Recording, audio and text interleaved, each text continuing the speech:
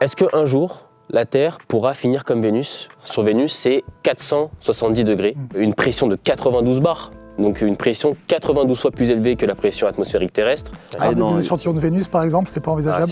On ne sait pas faire d'électronique à très haute température aujourd'hui. C'est des verrous technologiques beaucoup trop forts. Là, si vous envoyez le Starship d'Elon Musk sur Vénus, je pense qu'il se comprime avant de toucher la surface. Est-ce qu'il y a eu un événement dans l'histoire de Vénus qui a fait qu'elle a des conditions qui sont extrêmes aujourd'hui? Est-ce qu'il y a eu une comète, un astéroïde qui a frappé, qui a engendré des cendres dans l'atmosphère, qui a complètement bloqué la chaleur? Ou est-ce que, naturellement, Vénus est arrivée à un stade où on se dit que c'est une planète qui est quand même vachement hostile? L'objet spatial qui est resté le plus longtemps à la surface de Vénus, il est resté 120 minutes. Après, plus aucune donnée, rien.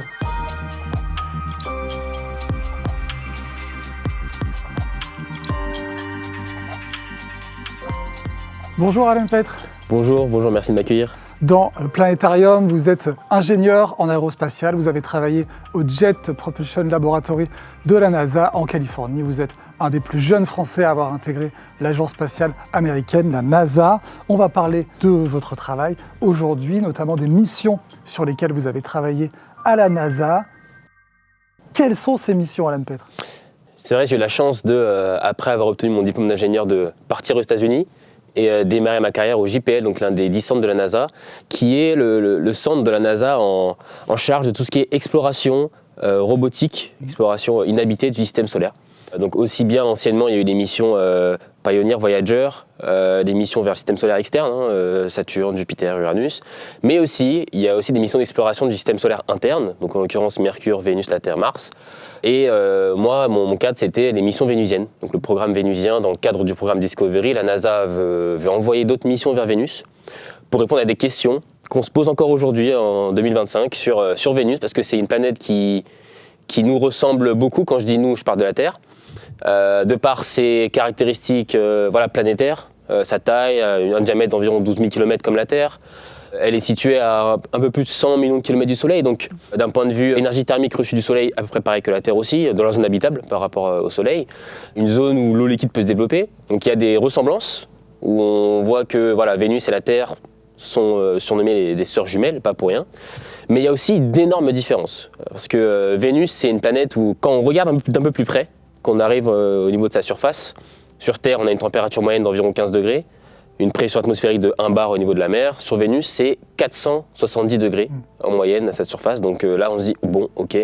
On a une pression de 92 bars, donc une pression 92 fois plus élevée que la pression atmosphérique terrestre. Voilà, on est complètement disloqué par les forces de pression à sa surface. On a une atmosphère extrêmement dense qui emmagasine énormément la chaleur. Une atmosphère qui est composée à 96% de dioxyde de carbone.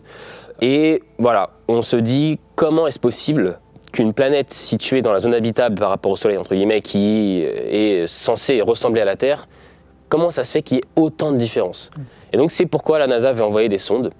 Et moi, mon travail, c'était sur la partie vraiment recherche de systèmes innovants pour les prochaines sondes qu'on va envoyer sur Vénus. Parce que Vénus, on est dans un environnement qui n'est pas le même que l'environnement spatial quand on est dans l'espace. Quand on envoie des sondes type Voyager, etc., on reste dans l'espace. Là, on veut envoyer des sondes qui vont rentrer dans l'atmosphère et pas aller à sa surface, mais au moins rentrer dans l'atmosphère.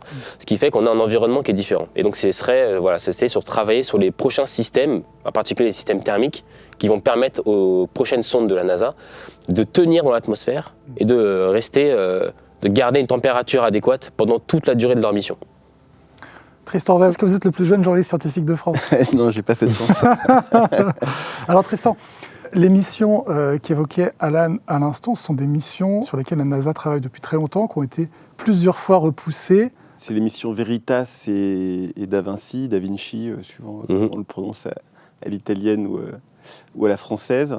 C'est des missions qui sont un peu en suspens actuellement parce qu'il y a des possibles coupes budgétaires à la NASA. Elles sont voulues par Trump, mais elles n'ont pas été validées. Le Congrès essaye de sauver un peu les meubles. On ne sait pas encore si les deux missions vont survivre. Si une des deux va survivre, c'est pas très clair. Pour l'instant, elles ont une partie de leur financement qui a été prolongée pour 2026. Donc voilà, on en est à peu près là. On est exactement à là. Trump a proposé un budget on a une baisse d'environ 24 à 25% du budget fédéral pour la NASA. Et donc le Congrès a priori pas apprécié et donc ils n'ont pas forcément accepté ce que Trump proposait au départ. Et là, bon, on espère que ça va rester, mais c'est vrai qu'on a aujourd'hui un président américain qui met plus en avant l'aspect exploration, Artemis, et pas forcément l'aspect scientifique, observation de la Terre, ou même scientifique en général. Donc bon, c'est un choix, mais c'est vrai que ça crée parfois un questionnement même à la NASA, des périodes où on a des personnes qui se font licencier aussi, donc c'est pas forcément hyper joyeux. Alors précisément, actuellement, vous venez de le dire, tout le monde n'a Dieu que pour plutôt l'exploration, tout le monde n'a Dieu que pour Mars ou pour la Lune, effectivement, avec le programme Artemis. Mais Vénus, qu'est-ce qu'elle a à nous apprendre? En fait, comme je l'évoquais, son atmosphère, elle est composée à 96% de dioxyde de carbone. Et quand on regarde la Terre, avec l'accroissement des gaz à effet de serre et gaz carbonés dans l'atmosphère, on sait qu'il y a un réchauffement climatique sur Terre. Et donc, ce que Vénus peut nous apporter comme réponse, ou au moins nous donner plus d'informations, ce serait sur est-ce qu'un jour, la Terre pourra finir comme Vénus, avec tout ce qui est accroissement de gaz à effet de serre, gaz carboné et aussi réchauffement climatique. Comment Vénus en est arrivée là? Est-ce qu'il y a eu un événement dans l'histoire de Vénus qui a fait qu'elle a des conditions qui sont extrêmes aujourd'hui?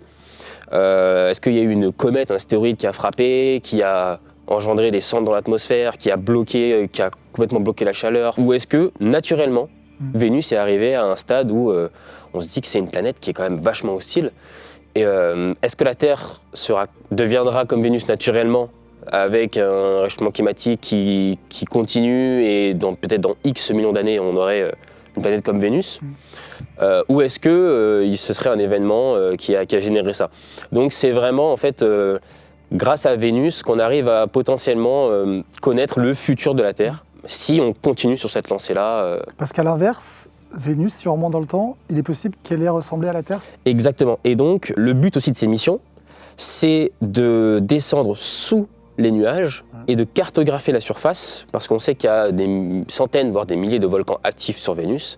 Cartographier cette surface pour comprendre, essayer de savoir est-ce qu'il y a eu de l'eau potentiellement et quel a été l'impact des volcans sur l'atmosphère et sur la planète. Donc on pense que potentiellement, si on remonte l'histoire, Vénus a pu abriter, un peu comme Mars au final, voilà pourquoi on va surtout vers Mars, a pu avoir de l'eau liquide parce qu'on sait qu'elle est dans la zone habitable par rapport au Soleil, quoi.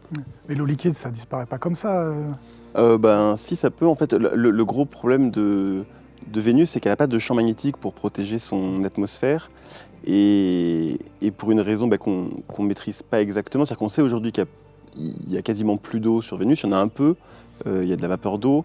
On estime qu'il y a, je ne sais plus quel est c'est 100 000 fois moins, je crois, d'eau sur Vénus que sur Terre. Après, c'est l'ordre de grandeur, ce qui fait quand même pas mal d'eau, mais qui est sous forme de vapeur d'eau et qui s'échappe sous l'effet du vent solaire, du rayonnement solaire et du vent solaire. Et ce qu'on ne comprend pas forcément exactement, c'est pourquoi elle s'est réchauffée aussi tôt, aussi vite. Parce que voilà, donc ça a vaporisé l'eau liquide qui ensuite a été poussée. Mais voilà, pourquoi elle s'est réchauffée au début, on ne le sait pas forcément exactement. Enfin, il y a des modèles, il y a des idées. On connaît beaucoup moins bien Vénus que Mars. En fait, comme l'expliquait Alan, on est vraiment sur une planète qui est pas très bien connue, qui est très chaude, qui est très dure à explorer. Et donc, même s'il y a eu des missions dans les années 70 et 80, parce que c'était une cible prioritaire au début, comme au même titre que Mars, on s'est rendu compte que l'exploration allait être trop compliquée. Enfin, le plomb fondrait à la surface. L'objet spatial qui est resté le plus longtemps à la surface de Vénus, il est resté pour une durée de un peu plus de 120 minutes. Après, plus aucune donnée, rien. Parce que les conditions sont extrêmes, quoi. Et les missions, la NASA, qui sont en préparation, en l'occurrence d'A Vinci, c'est des missions où on va rester dans l'atmosphère.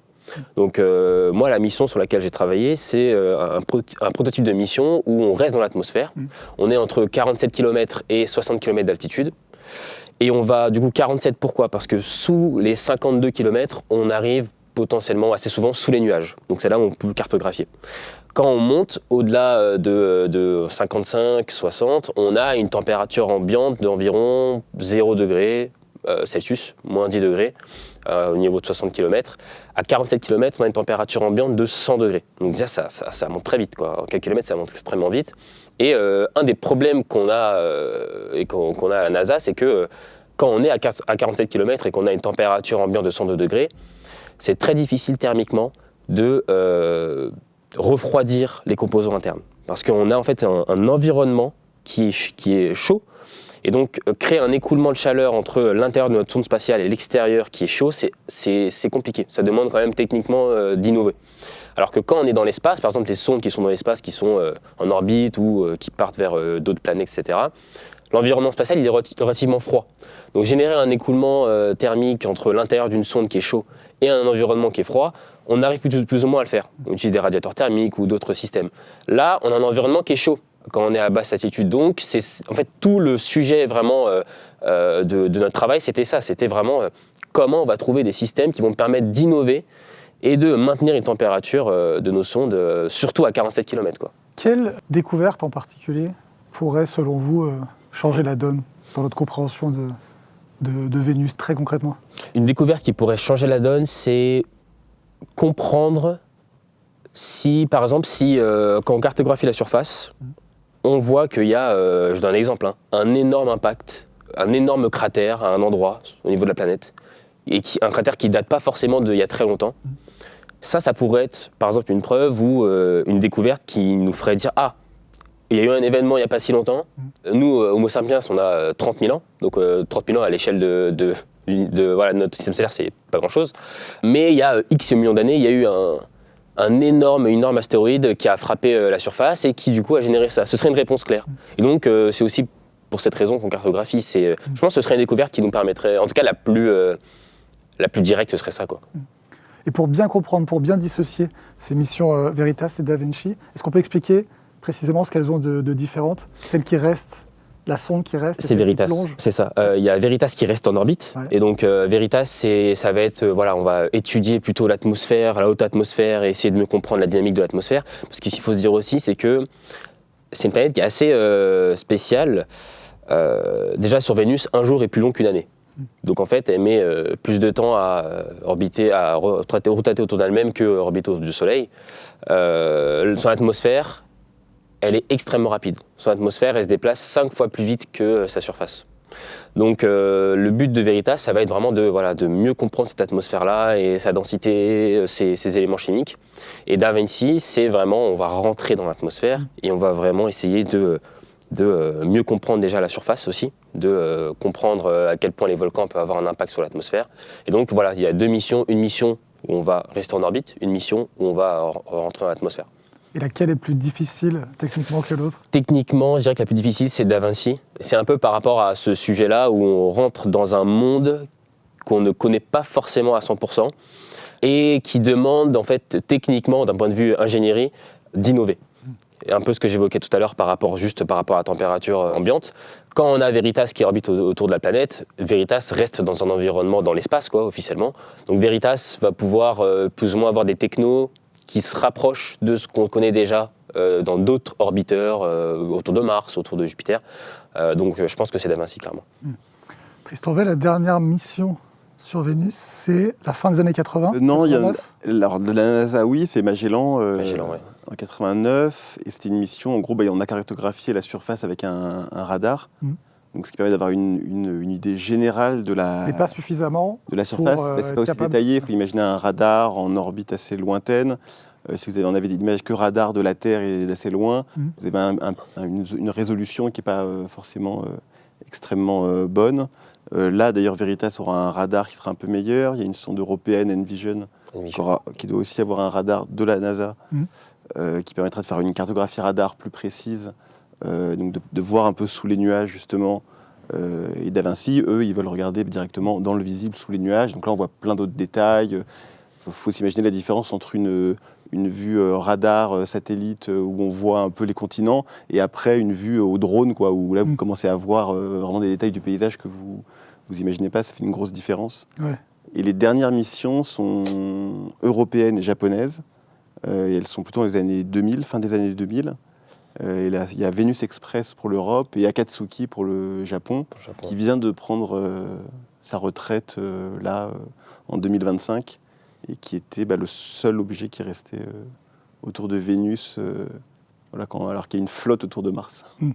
Autour de Mars, c'est vrai que même avec les rovers, Perseverance, Curiosity, c'est vrai que Mars, c'est quand même une planète qui a qui a suscité beaucoup d'intérêt, qui suscite encore beaucoup d'intérêt aujourd'hui. Et Vénus, on a moins parlé de Vénus quand même. Bon, Mercure, c'est encore autre chose. Quand on y réfléchit, c'est vrai qu'il y a eu quand même beaucoup plus de missions martiennes que vénusiennes au final. Ce qui en soi est compréhensible. Par rapport à les caractéristiques planétaires de Mars, on peut comprendre que Mars potentiellement intéresse plus les êtres humains que Vénus. Mais comme vous le rappelez, il y a plein de questions qu'on se pose sur Vénus et d'inconnus sur son évolution par rapport à Mars qu'on connaît maintenant quand même très bien. Et cette curiosité, elle était dans les années 80 et on l'a un peu perdue. Nous forcément, on n'a quasiment pas connu de mission vénusienne, mais c'était chouette de voir qu'il y avait 3 missions prévues et donc j'espère que elles vont toutes avoir lieu. La mission européenne est à peu près sûre d'être maintenue, même si le radar de la NASA n'est pas fourni. Il y aura une solution de repli, puis il n'est pas dit que la NASA ne le fournisse pas. L'Europe le fera sans la NASA, même si la NASA... Oui. Parce que oui. Ils ont dit ça à la ministérielle. Ils ont des solutions de repli éventuellement. Et puis la NASA n'a pas officialisé qu'elle ne fournirait pas le radar. Et puis il n'est pas sûr non plus que les missions Veritas et Da Vinci soient totalement... voilà, moi j'aimerais bien que Da Vinci ait lieu. Parce que Envision et Veritas sont un peu plus redondantes l'une avec l'autre.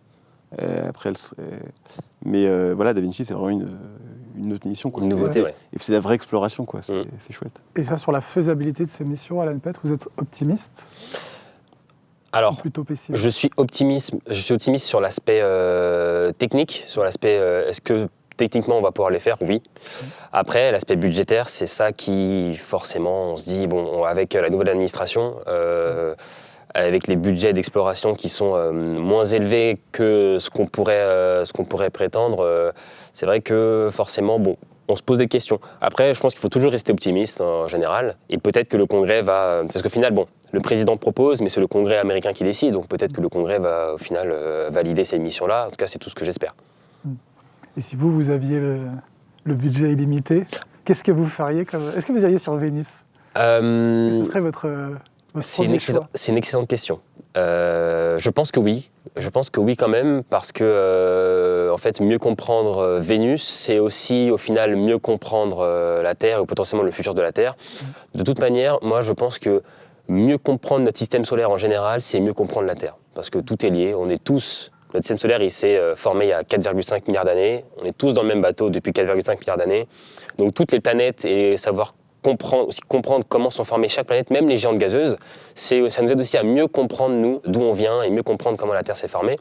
Donc je pense que oui, j'explorerai Vénus, toutes les planètes en fait. Et Mercure, qui est la grande oubliée aussi, j'explorerai aussi Mercure, même si Mercure, c'est vrai que elle est moins intéressante a priori que Vénus ou Mars. On a une sonde européenne qui arrive sur Mercure bientôt, Bepi Colombo. Colombo, ouais. On en a parlé dans un précédent épisode avec François Forget. Tristan, est-ce qu'on a plus à apprendre à étudier Vénus qu'à retourner sur la Lune aujourd'hui? Et les choix budgétaires, ils se font notamment ici, en tout cas de la part de l'administration américaine. Je pense que sur la Lune, l'enjeu est quand même beaucoup moins scientifique aujourd'hui d'y retourner. L'enjeu, il est plus en termes de pure exploration humaine, c'est-à-dire est-ce qu'on est capable de vivre ailleurs que sur Terre et d'établir une base. Et là, il y a plein d'inconnus, donc c'est pas scientifique, mais plutôt technologique, qui se posent. Il peut y avoir des petits intérêts scientifiques à aller faire de l'astronomie sur la face cachée, parce qu'on est à l'abri des rayonnements radio terrestres, par exemple. On a un ciel très pur, parce qu'il n'y a pas de ciel. Enfin, il n'y a pas d'atmosphère. Ouais. Donc on peut imaginer faire des plus gros observatoires que ceux qui ont fait actuellement. C'est des énormes défis technologiques, ça coûterait probablement très cher, mais éventuellement, pourquoi pas. Oui, on pourrait s'y installer, ce qui n'est pas le cas de Vénus. On pourrait s'y installer. Après, apprendre des choses sur la Lune en elle-même. Bon, on apprend encore des choses aujourd'hui sur la Terre, sur laquelle on vit, etc. Donc, on apprendrait forcément des choses en allant sur la Lune, en envoyant des êtres humains qui font des expériences. On apprendrait des choses sur la Lune, mais je pense que Vénus reste quand même un plus grand mystère à portée de main. Et voilà, après, c'est tellement difficile à cause des températures et des conditions. En tout cas, je pense qu'il y a un énorme intérêt à faire quelques missions aujourd'hui avec les nouvelles technos qu'on a aujourd'hui. Après, il y a des limites un peu technologiques qui vont être difficiles à franchir liées à la température. On ne sait pas faire d'électronique à très haute température aujourd'hui. Voilà, on ne pourra pas faire un rover Curiosity ou Perseverance aujourd'hui à la surface de Vénus, on est incapable.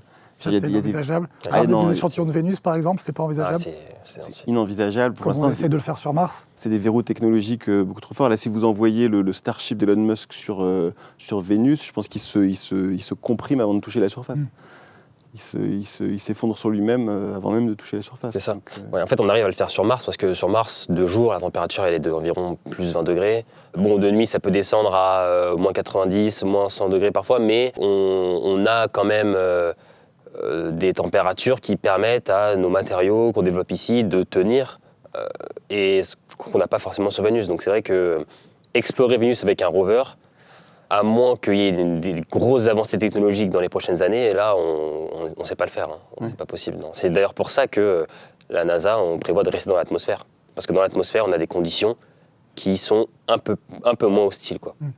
Et comme vous l'expliquiez tout à l'heure, c'est très difficile de refroidir quelque chose dans un environnement très chaud. Si vous n'avez pas de source froide pour refroidir, on sait faire des générateurs thermonucléaires qui produisent de la chaleur à partir de pas grand-chose. On ne sait pas produire du froid à partir de pas grand-chose. Donc soit il faut des énormes containers de gaz à répandre, et encore dans un environnement très chaud, ça va très vite. Enfin, on ne sait pas faire un truc réfrigéré très longtemps. C'est très compliqué. Alan Pett, vous avez travaillé pendant à peu près 2 ans sur ces sujets-là. Quels sont maintenant vos prochains défis ? Alors, prochain défi, c'est démarrer un doctorat. Je vais démarrer un doctorat prochainement en aérothermodynamique, donc c'est de la mécanique des fluides numériques sur tout ce qui est rentrée atmosphérique de satellites en orbite très basse. Donc en fait, la rentrée atmosphérique, c'est quand même un moment qui est assez critique. Un moment où, voilà, en tant qu'ingénieur, c'est un moment qui est assez critique parce que le système qu'on étudie, il est sujet à un environnement qui est extrêmement violent. Parfois, une capsule spatiale des astronautes, par exemple, qui retombe sur Terre, parfois c'est 10 à 15 fois plus rapide qu'une balle de fusil, quoi. On est sur des vitesses de l'ordre de plusieurs milliers de kilomètres/heure, ce qui génère un environnement thermomécanique qui est extrêmement violent. Et donc on essaye de dimensionner tout ce qui est protection thermique. En termes de protection thermique et tuiles thermiques, le Starship c'est un bel exemple aussi. On a eu par exemple aussi malheureusement des missions plus anciennes, par exemple Columbia, au début des années 2000, où on a eu un problème de tuiles thermiques, la rentrée atmosphérique, ce qui a généré du coup l'explosion du vaisseau et on a perdu les astronautes qui étaient à l'intérieur. Donc c'est un sujet quand même en ingénierie qui est complexe et qui sera toujours au goût du jour parce que on a et on aura constamment des capsules habitées ou non qui vont retomber sur Terre et qui vont aussi parfois même rentrer sur d'autres planètes. On a des rentrées atmosphériques sur Mars, Persévérance, la capsule qui est rentrée aussi. Bon, c'est un environnement qui est assez différent, mais ça reste extrêmement complexe à étudier. Et donc c'est de l'aérodynamique hypersonique, tout simplement. Donc ce seraient mes prochaines étapes. Et après, pourquoi pas tenter de devenir astronaute dans les prochaines années. C'est un objectif que j'ai en tête et que j'aimerais bien atteindre, pourquoi pas, dans les prochaines années. Bon, je suis trop jeune, mais c'est mon objectif, voilà. C'est vrai qu'il y a une sélection de la NASA. J'espère que la prochaine sera dans quelques années, je pense peut-être dans 5 ans. Alors en tant que citoyen français, je ne peux pas devenir astronaute de la NASA. C'est seulement les citoyens américains. Moi, je pourrais seulement postuler en tant qu'astronaute de l'ESA. Donc ce serait mon objectif de représenter la France dans l'espace, pourquoi pas. Mais c'est vrai qu'à la NASA, il y a beaucoup plus de sélection d'astronautes, une fois tous les 5 ans à peu près. Tandis qu'à l'ESA, c'est une fois tous les 10 ans environ, voilà, globalement. Oui, et la formation en soi, il n'y a pas. C'est assez long. C'est assez long. Il n'y a pas vraiment d'école d'astronautes, mais souvent, c'est des personnes qui sont soit chercheurs, soit pilotes. On a par exemple Thomas Pesquet qui était pilote chez Air France, Sophie Hannot qui est pilote d'hélicoptère. Il y a beaucoup de pilotes quand même. En particulier aussi à la NASA. 95% des astronautes de la NASA, c'est tous des anciens pilotes de l'US Navy, de l'US Air Force, quoi. Vous pilotez je suis en train de passer mon brevet de pilote. Okay. Mais j'aimerais surtout, moi qui suis un grand passionné du spatial, plutôt axer ma formation sur la partie doctorale et la partie recherche. J'aimerais bien devenir chercheur dans le domaine spatial. Il y a quand même maintenant pas mal de scientifiques aussi qui deviennent astronautes parce qu'on ne recherche pas simplement des profils d'aventuriers, mais aussi des profils de scientifiques. Il y a des géologues, des planétologues. Peut-être un aérodynamicien. Pourquoi pas, hein, voilà, c'est ça. Hein, parce que c'est vrai que quand on regarde le corps des astronautes européens, l'astronaute allemand, par exemple, Alexander Gerst, il me semble que c'est un géologue. On a des scientifiques, hein, Raphaël Liégeois, qui est là, l'astronaute belge de l'ESA, et aussi scientifique. Donc, on a des profils comme ça. Parce que être astronaute, c'est pas seulement savoir piloter, c'est aussi savoir faire des expériences, donc faire le travail d'un chercheur dans l'espace. Donc, c'est pour ça aussi que ça peut être une plus-value. Merci beaucoup, Alan Pett, pour cette Merci discussion. À vous. Je rappelle que vous êtes ingénieur en aérospatiale. Et merci à vous Tristan Bay au Figaro. On se retrouve la semaine prochaine Oui. Pour un prochain numéro de Planétarium.